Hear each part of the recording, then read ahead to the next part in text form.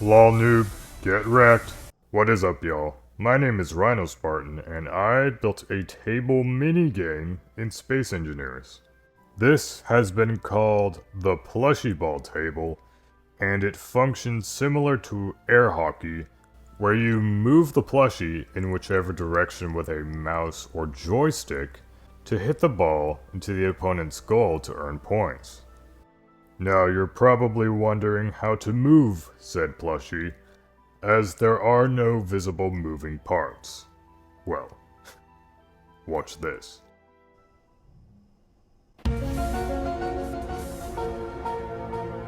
If y'all are confused about how this plushie seemingly moved on its own, don't worry. The reason why the mechanisms are unseen is because of a little trick that has been termed the Rotor Sandwich. The rotor part that connects to a rotor lacks collision properties on the gray part of the block. This is how the part is able to actually connect to rotors properly. As a result, characters and blocks can phase through this part of the rotor part. Now you see me, now you don't. Now you see me, now you don't. You get the idea. With this in mind, you can place thin blocks in between the part where the rotor part has collision and the actual rotor itself, hence the name given, the Rotor Sandwich. Observe.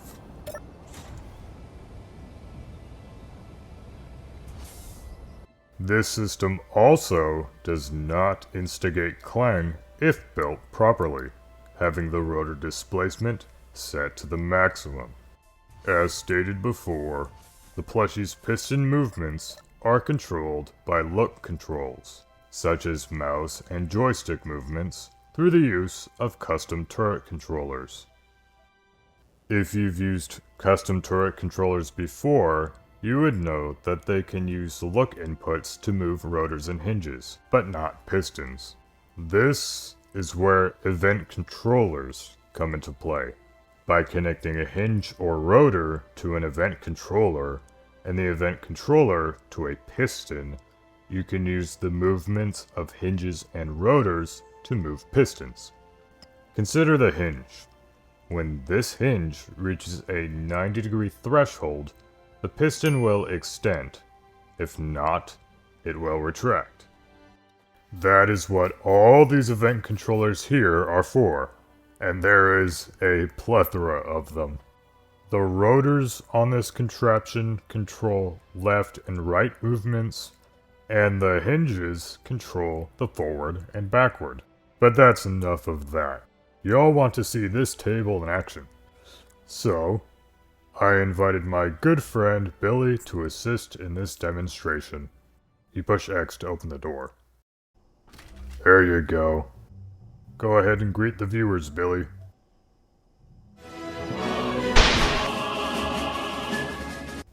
Thank you. Billy, I think it would be ideal for you to sit in the red seat, seeing as you are in fact red. Now, Billy has never played Space Engineers before, so this should be interesting. Remember, you use the joystick to move left and right and forward and backward. Pretty simple, huh? Just let me place a space ball and we'll be ready. Now it's game time. May the battle begin. Whoa, that was rather close.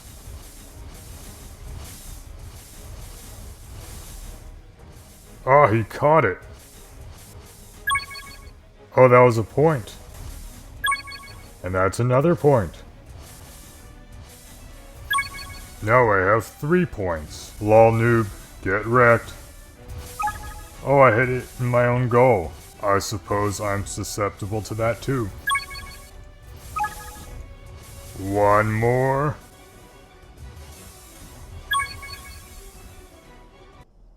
Five to 2. You did well for your first time, well, ever. Goodbye. I appreciate you coming out here. You can take whatever door you find suitable. Goodbye. Where did this man go? I don't see him. Oh wait. Now I see him. Look how fast he's running. Since this thing requires setup with multiple steps, I'm going to provide a tutorial on how to build it. But first, here is the list of parts you will need to build it, along with the amount of each part required. You can take a screenshot of this for reference if needed. To start, you will need a 4 block by 5 block plane. The green part is the amount of space the table will occupy, which is 2 blocks by 3 blocks, and the yellow blocks are the perimeter that will be added back in after the construction is finished. Go ahead and delete the blocks.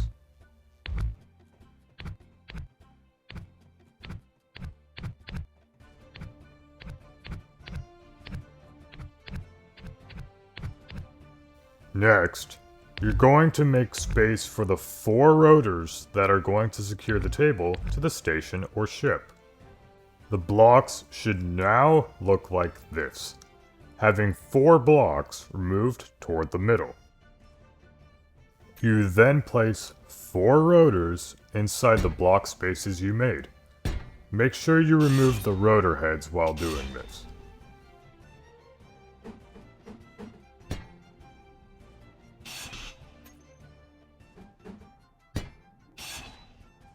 After placing the rotors inside the block spaces, open the control panel and select the rotors.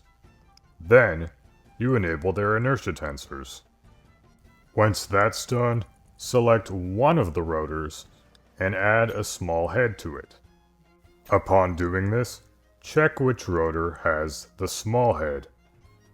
Open the control panel again and select the rotor with the small head.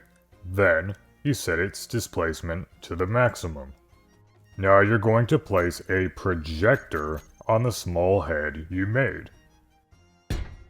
Open the control panel yet another time and select the Plushie Ball Table as the projector's projection.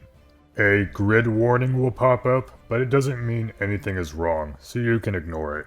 Next, you align the projection so that it will fit inside the block perimeter.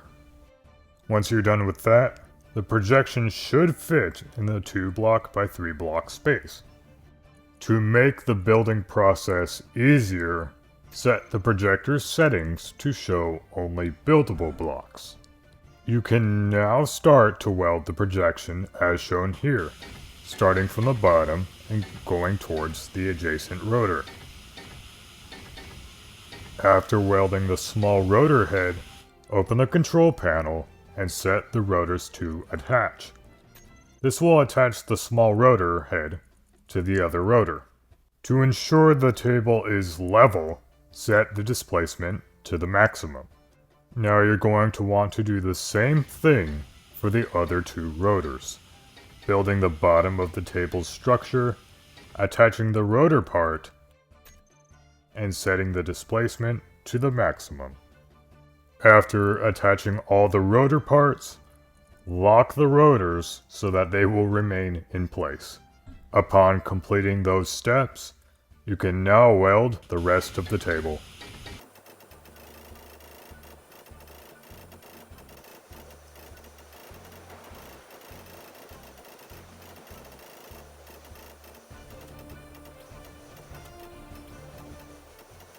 With all the blocks having been welded, remove the projection and turn the projector off.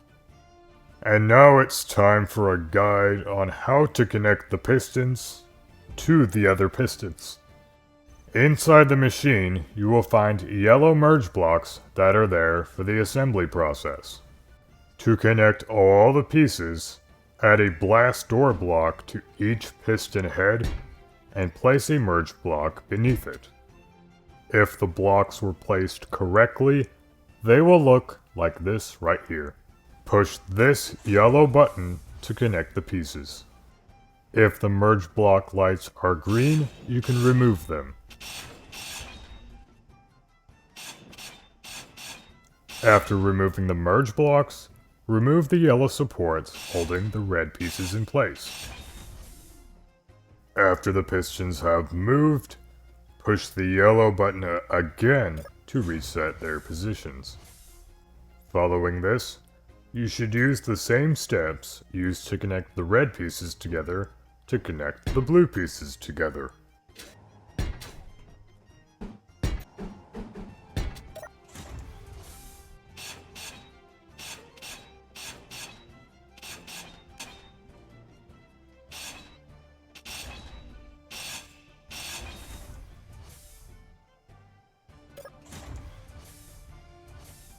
After finishing the internal systems, add the missing armor panels to the table.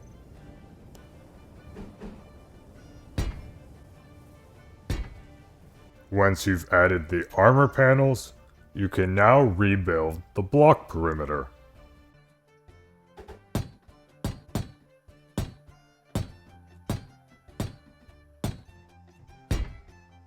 See, doesn't that look so much better? Though it may appear to be finished, there are two final steps that need to be conducted. Because of the way it was assembled, the machine will only move from side to side. To resolve this issue, open the control panel and find these 8 event controllers. Listed in the custom data of each controller are the actions that should be in its own action slots. For each controller, read the custom data and add in the actions for each respective action slot.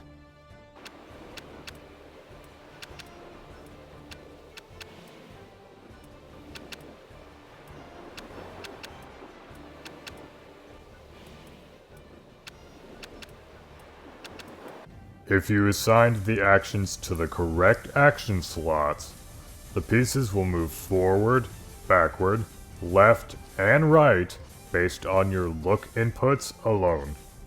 Now for the final and most important step of all. Adding the plushies. After completing this great multitude of steps, you should now have your very own Plushie Ball Table that you can customize and personalize to your heart's content. If you found this machine intriguing, feel free to download it from mod.io using the link in the description. Additionally, if y'all have any questions or suggestions, leave a comment in the comment section down below. Y'all's feedback is very much appreciated. Okay, let's see. Download link, questions and or suggestions, helpful feedback, anything else. Oh yeah, if you enjoyed this video, please leave a like and subscribe.